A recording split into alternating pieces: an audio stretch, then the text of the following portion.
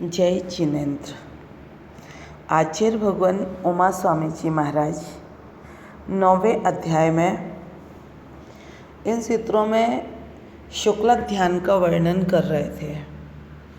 अभी जो हमने पिछले सूत्र देखे 41, 42 आदि, इनमें कुछ शब्द आए हैं जो कि आपको बिल्कुल नए लग रहे होंगे। उन शब्दों का हम लक्षण देखते हैं 43 और 44 नंबर सूत्र में। ये शब्द थे वितर्क और विचार। जैसा कि 41वें सूत्र में आचार्य भगवान ने कहा था कि पहले के 2 ध्यान जो हैं वो एक आश्रय वाले सवितर्क और सविचार होते हैं, और 42वें सूत्र में कहा था कि जो दूसरा शुक्ल ध्यान है वह अविचार होता है, यानी विचार से रहित होता है। तो आगे 43वें सूत्र में आचार्य भगवान वितर्क का लक्षण कहते हैं। वितर्कः श्रुतम्। वितर्क का अर्थ है श्रुत, यानी कि विशेष रूप से तर्क को वितर्क कहते हैं, या श्रुत ज्ञान को वितर्क कहते हैं, या विचार करना यानी वितर्क। ये वितर्क का लक्षण कहा। अगले सूत्र में कह रहे हैं विचार का लक्षण या विचार क्या है।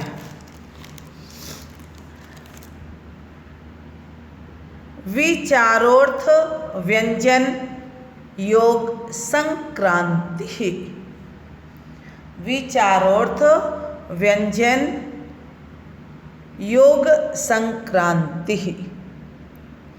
संक्रांति का मतलब होता है, विचार का मतलब होता है संक्रांति, और संक्रांति यानी कि परिवर्तन, पलटना। अब किसका पलटना? सो कहते हैं अर्थ व्यंजन योग, 3 चीज़ों का पलटना। किसका किसका? अर्थ का, व्यंजन का और योग का परिवर्तन संक्रांति या विचार है। अब हम इन शब्दों को थोड़ा सा समझ लें। अर्थ क्या है? अर्थ कहलाता है कि ध्यान योग्य द्रव्य व पर्याय अर्थ हैं। ध्येय जिनको कहेंगे, ऐसी पर्याय जिनका ध्यान किया जा रहा है, या ऐसा द्रव्य। ध्यान योग्य द्रव्य व पर्याय अर्थ। व्यंजन वचन यह शब्द, और योग का मतलब मन वचन या काय की क्रिया। अब ध्यान दीजिए, यहाँ ये चल रहा है विषय काय का? शुक्ल ध्यान का। ध्यान का विषय चल रहा है। तो अर्थ संक्रांति का मतलब होता है कि ध्यान करते समय द्रव्य को छोड़ के पर्याय का ध्यान करना, या पर्याय को छोड़ के द्रव्य का ध्यान करना, अर्थात ध्यान के विषय का कुछ बदलना अर्थ संक्रांति है। दूसरा है व्यंजन संक्रांति। श्रुत के किसी एक वाक्य को छोड़कर दूसरे वाक्य का सहारा लेना, उसे छोड़कर किसी तीसरे वाक्य का सहारा लेना। इसी प्रकार ध्यान करते समय वचन के बदलने को व्यंजन संक्रांति कहते हैं। तीसरी बात आती है योग संक्रांति। योग संक्रांति में क्या होता है, योग बदलते हैं।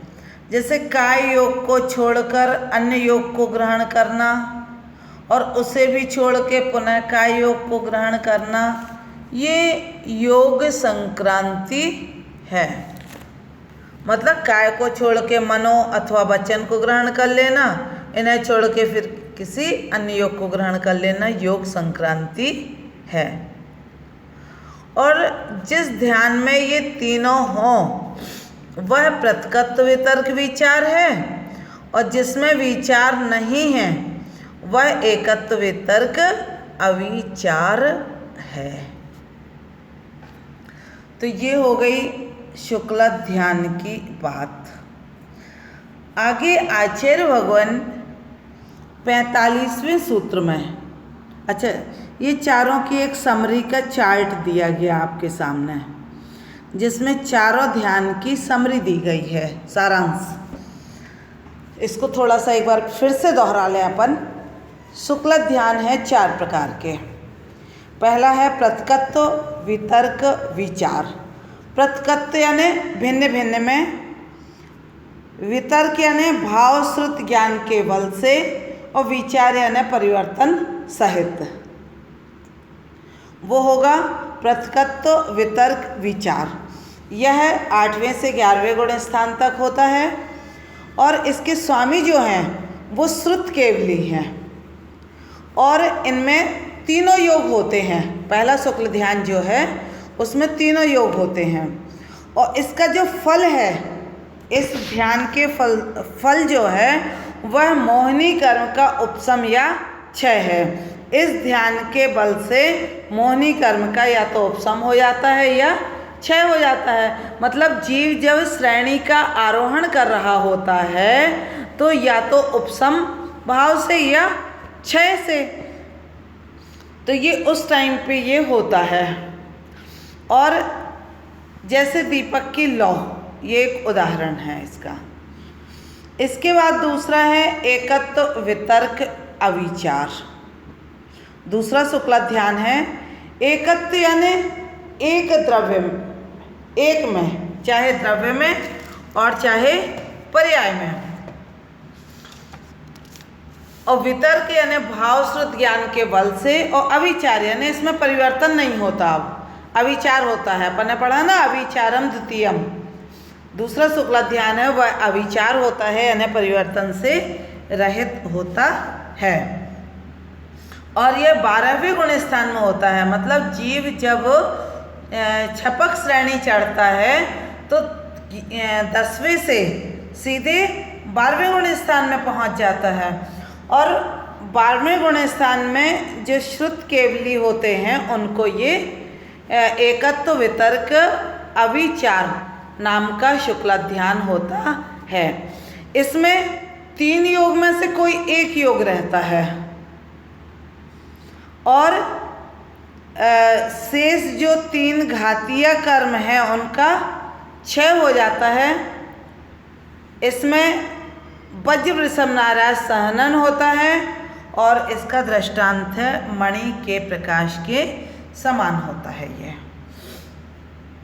तीसरा शुक्ल ध्यान है सूक्ष्म क्रिया प्रतिपाती। सूक्ष्म क्रिया यानी सूक्ष्म काय योग में स्थित होते हैं ये, और अप्रतिपाती क्रिया प्रतिपाती से क्या निकालना, जब इसका संधि विच्छेद करेंगे तो क्रिया प्लस अप्रतिपाती निकलेगा। तो अप्रतिपाती का मतलब जिससे गिरना ना हो। 11वें गुण स्थान से तो जीव गिर जाता है, लेकिन अब ये 13वें तक आ गया है तो अब इससे गिरने के कोई चांस नहीं है। अब तो ये केवल ज्ञान होके ही रहेगा, मोक्ष जाके ही रहेंगे। तो केवली भगवान के होते हैं 13वें के अंत में। इसमें केवल काय योग बचता है, मन और वचन समाप्त हो जाते हैं, और काय योग रहता है, और इसका फल क्या है? इस ध्यान को जब जीव लगाता है तो योगों का अभाव भी हो जाता है। और वज्र वृषभ नाराज सहनन वालों को होता है और ये सूर्य के प्रकाश के समान है। आगे है विपरीत क्रिया निवृत्ति।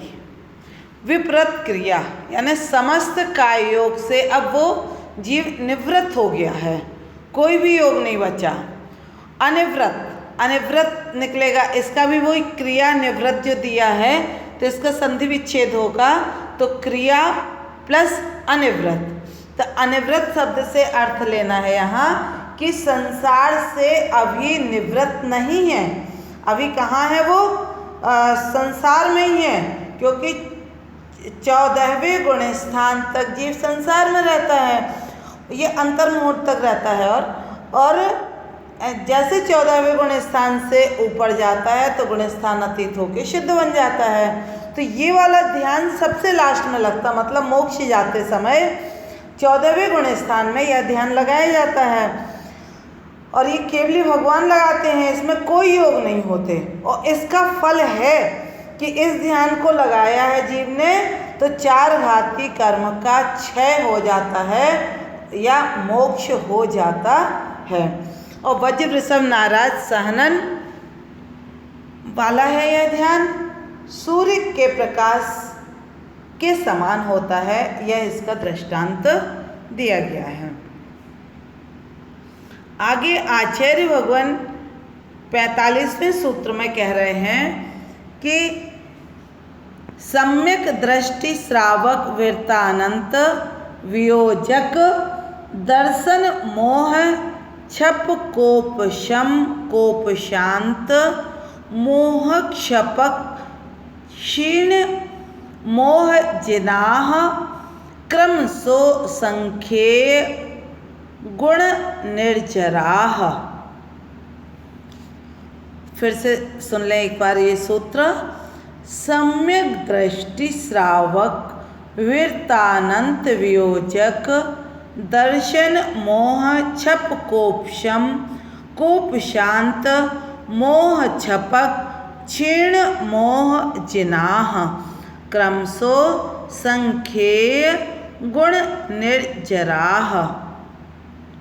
यानी कि यहाँ क्रम बता रहे हैं कि पात्र की अपेक्षा निर्जरा में न्यूनाधिकता का दिग्दर्शन करा रहे हैं आचार्य भगवान इस सूत्र में कि किस जीव में कितनी निर्जरा होती है। सबसे कम किस में है और सबसे अधिक किस में है, ये क्रम से बिल्कुल बता रहे हैं। किसकी अपेक्षा? पात्र की अपेक्षा।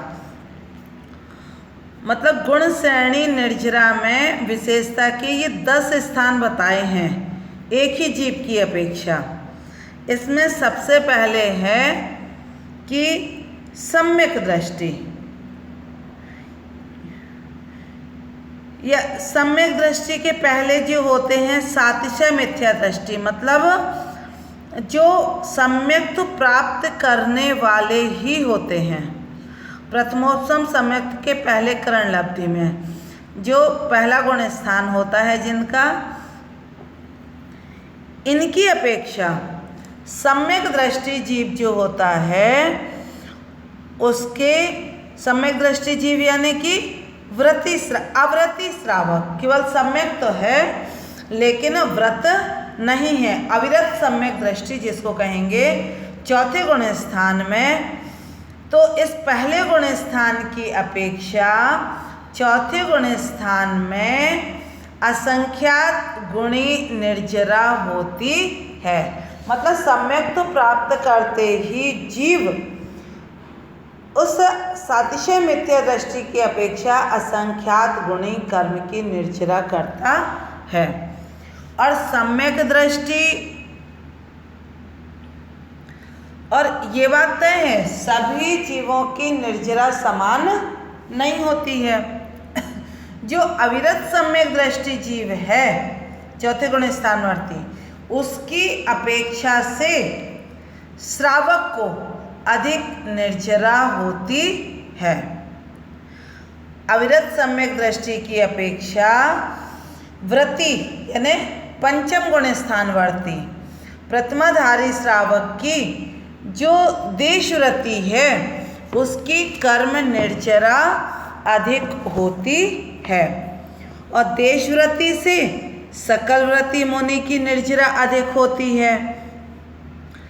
अनंतानुबंधी कसाय का विसंयोजन करने वाले की अपेक्षा दर्शन मोह की छपड़ा करने वाले की निर्जरा उससे भी अधिक होती है। चारित्र मोह के उपसामक की निर्जरा उनसे अधिक होती है जिन्होंने मोह का उपशमन कर दिया है, और छपक की निर्जरा उससे भी अधिक और क्षीण मोह की निर्जरा उससे भी अधिक होती है। इनसे असंख्यात गुण श्रेणी जिनेंद्र की निर्जरा होती है, मतलब सहयोगी जिन। तो ऐसे ये निर्जरा का क्रम इसमें कहा गया है। जैसे जैसे जीव का गुण स्थान बढ़ता जाता है वैसे वैसे उसकी निर्जरा स्थान भी बढ़ते चले जाते हैं। आगे आचार्य भगवान निर्ग्रंथ साधुओं के भेद कह रहे हैं। पुलाक, बकुस, कुशील, निर्ग्रंथ स्नातका निर्ग्रंथाः। क्या कह रहे हैं कि पुलाक, बकुस, कुशील, निर्ग्रंथ और स्नातक ये 5 निर्ग्रंथ हैं। इनका स्वरूप देखें हम जरा। पुलाक ये 5 प्रकार के क्या हैं? निर्ग्रंथ हैं।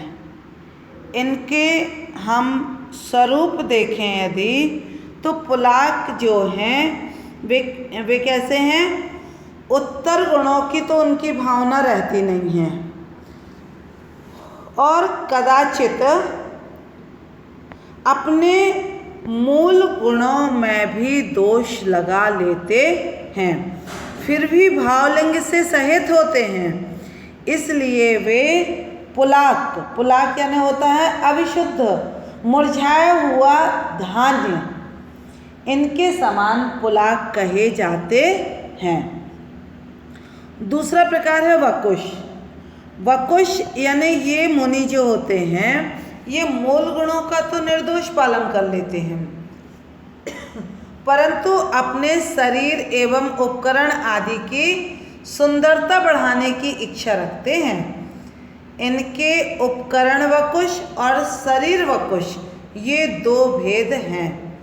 शरीर को स्वच्छ कर रहे हैं वे शरीर वकुश हैं, पीछे का मंडल सुंदर रखने की चेष्टा कर रहे हैं वे उपकरण वकुश हैं। तीसरे प्रकार के हैं कुशील। कुशील के भी 2 भेद हैं, एक प्रतिसेवना कुशील और दूसरा कसाय कुशील। जिनके उपकरण तथा शरीर आदि से विरक्तता न हो और मूल गुण उत्तर गुणों की परिपूर्णता हो, लेकिन उत्तर गुणों में कुछ विराधना दोष हों, उन्हें प्रतिसेवना कुशील कहते हैं। और जिनके अन्य कसाय तो नहीं है परंतु संजलन कसाय की तीव्रता आ जाती है वे कसाय कुशील हैं। ये 2 प्रकार के हो गए। और निर्ग्रंथ, आचार्य भगवान यहाँ समझा रहे हैं कि पंचम काल है, उत्कृष्ट सहनन नहीं है, कुछ दोष भी कर सकते हैं। इसका मतलब ये नहीं है कि हम उनकी निंदा करें, नहीं, यदि आप सच्चे जैन हैं, जैनत्व के हितैषी हैं, तो उनके चरणों में जाकर निवेदन तो कर लो कि स्वामी सब कुछ अच्छा है, ऐसा ना हो तो अच्छा है, लेकिन किसी भी प्रकार से उनकी निंदा 4 लोगों के बीच में बैठ कर के नहीं करना चाहिए। आगे बात कर रहे हैं निर्ग्रंथ मुनि, जिनका मोहिनी कर्म क्षीण हो गया है और अंतर मुहूर्त के उपरांत जिनको केवल प्रकट होने वाला है, ऐसे 12वें गुण स्थानवर्ती मुनि निर्ग्रंथ कहलाते हैं।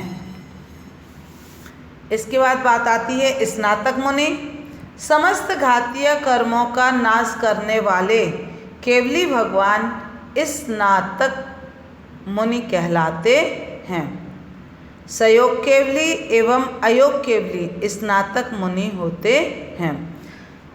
ये पांचों ही भावलिंगी निर्ग्रंथ मुनि हैं, परंतु बाह्य आचरण और अभ्यंतर परिणामों की हीनाधिकता से इनमें भेद होता है।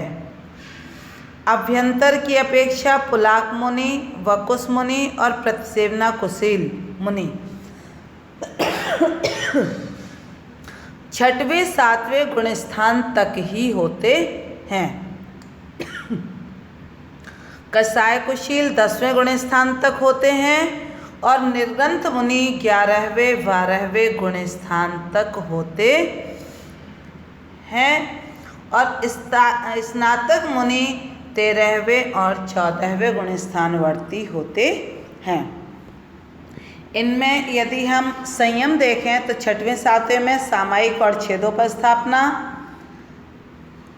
वकुश में भी सामायिक और छेदोपस्थापना 6वां 7वां, और प्रतिसेवना कुशील में भी सामायिक और छेदोपस्थापना, और कषाय कुशील जो हैं वो यथाख्यात के सिवाय 4 संयम इनमें होते हैं, और निर्ग्रंथ और स्नातक यथाख्यात चारित्र वाले होते हैं। यथाख्यात संयम होता निर्ग्रंथ के और स्नातक के, यानी 11वें से 14वें तक।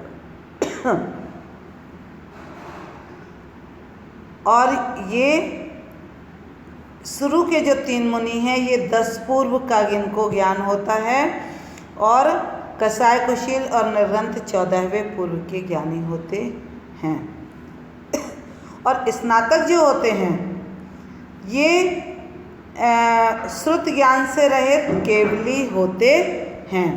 ये निर्ग्रंथ के भेद कहे।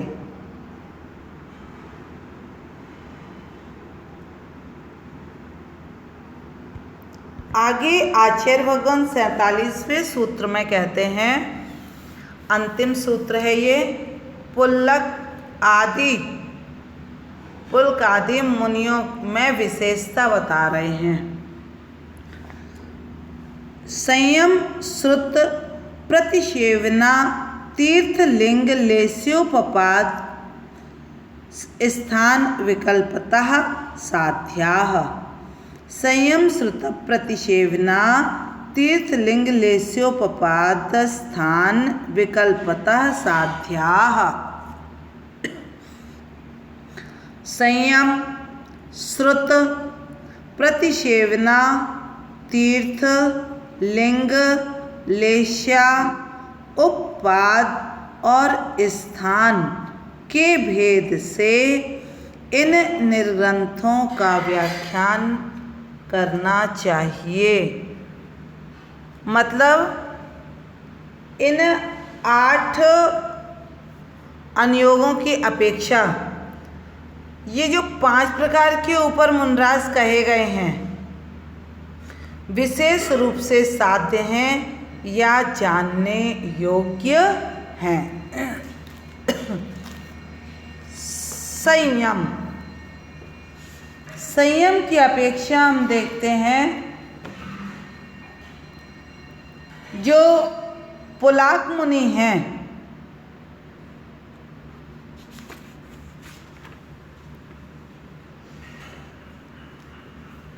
पुलाक, वकुश और प्रतिसेवना कुशील, सामायिक और छेदोपस्थापना, इन दो चारित्रों में रहते हैं। मतलब पुलाक, वकुश, प्रतिसेवना कुशील, सामायिक और छेदोपस्थापना, हमने पहले भी इसको देख लिया है कि इनमें दो प्रकार के चारित्र होते हैं। कसाय कुशील पूर्वोक्त दो संयमों के साथ परिहार, विशुद्धि और सूक्ष्म संपराय, इन दो संयमों में रहते हैं।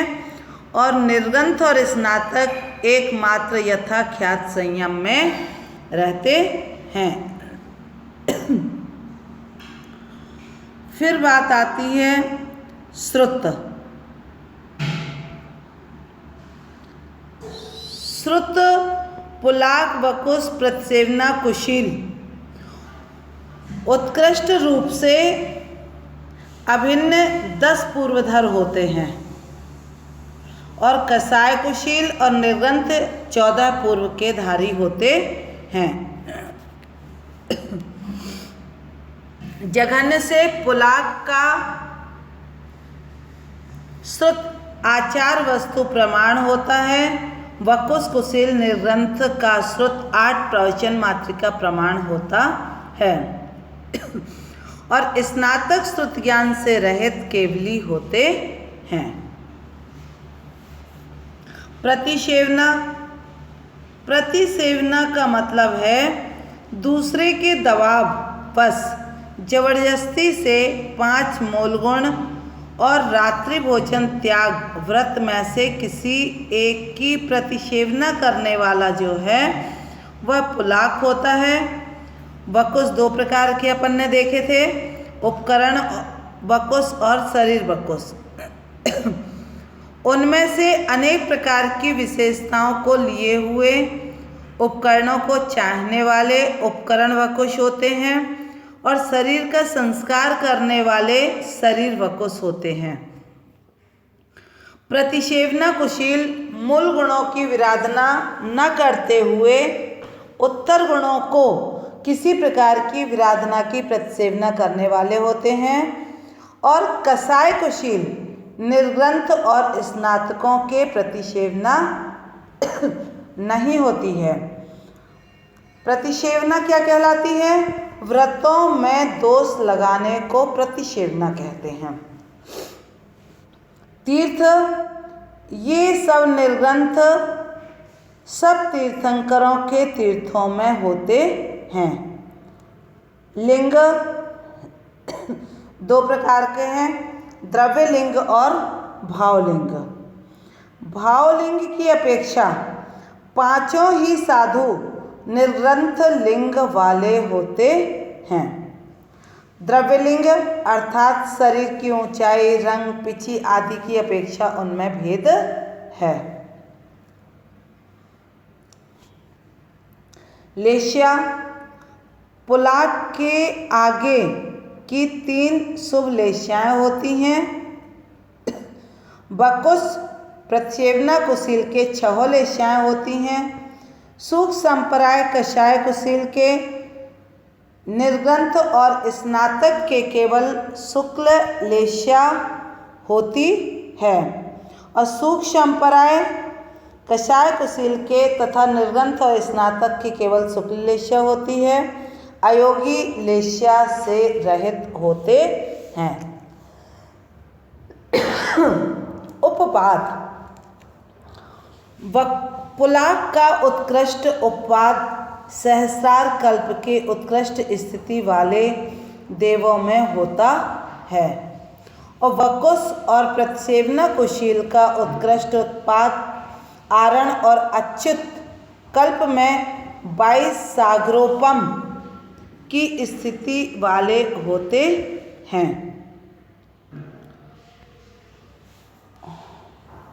कसाय कुशील और निर्ग्रंथ का उत्कृष्ट उत्पाद यानी उत्पत्ति सर्वार्थ सिद्धि में 33 सागरोपम की स्थिति वाले देवों में होता है। इन सभी का जघन्य उत्पाद स्वधर्म कल्प में 2 सागरोपम की स्थिति वाले देवों में होता है। और स्नातक मुनि जो हैं वो नियम से मोक्ष जाते हैं। अब अगली बात बता रहे हैं, स्थान।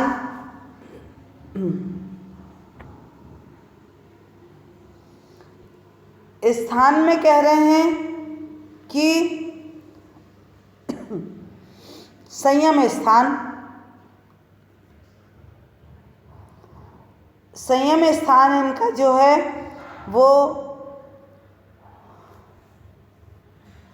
शुरू के जो 4 हैं, मतलब कसाय सहित हैं, कसाय सहित हैं, प्रतिसेवना कुशील भी कसाय सहित हैं, और कसाय कुशील भी कसाय सहित हैं। निर्गंत और स्नातक जो हैं ये कषाय रहित होते हैं।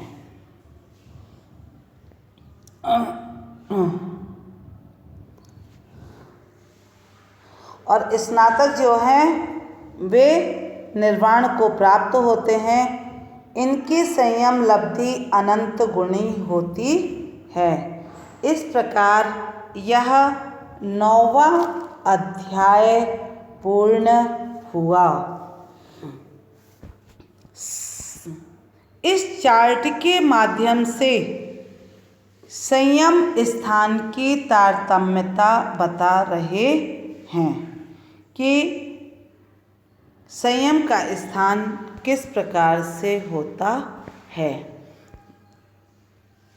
शेष 9वां अध्याय पूरा हो गया, 10वां अध्याय अगले उस